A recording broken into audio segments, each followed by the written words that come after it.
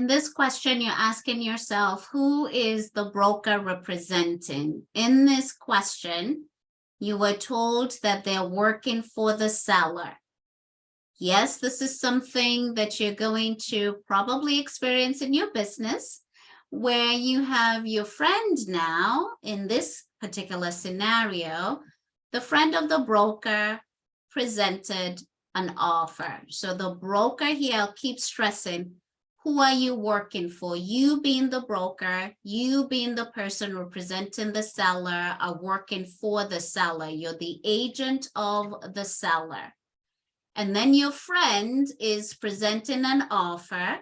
You know that your friend is going to go higher. So here you're told the broker knows that the buyer, who's the friend of the broker, is going to go higher if the seller turns down the offer.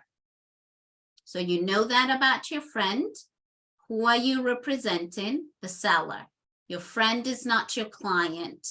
When presenting the offer, the broker should, I'll keep stressing, you're working for the seller. Your friend is a customer. What do you owe the customer? Reasonable care, honesty and fairness, disclosure of material facts. That's it.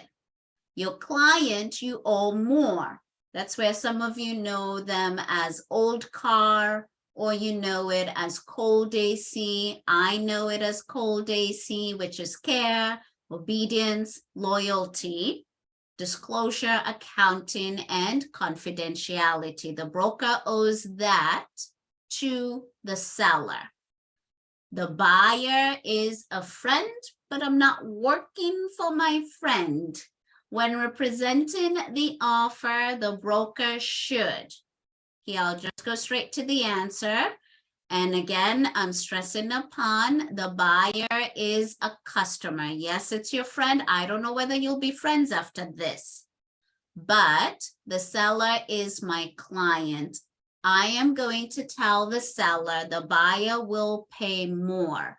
Some of you are getting upset already, and here's why. The buyer is not my client. I do not owe the buyer confidentiality. I only owe my client confidentiality. And who's my client? The seller. So I'm sorry for my college friend. I'm sorry, my friend.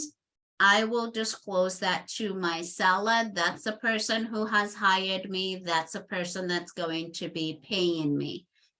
Dear former college roommate, you might want to get your own agent, and don't be telling me your stuff, because I am going to tell that to my seller, and we're going to take advantage of that and see whether you can go higher because you told us your stuff. Let's tell the seller that the buyer will pay more. If you selected 2, not disclose that the buyer will pay more, remember who your client is. Your client is the seller. 3, try to negotiate a fair, no, you're not working for both the seller and the buyer. Here, you're only working for the seller. So that's how we eliminate 3. 4, encourage the seller to delay accepting the offer. What's the advantage of that? I'm not sure. So hopefully you see why number 1 would be the answer, because you work for the seller. The buyer is a customer.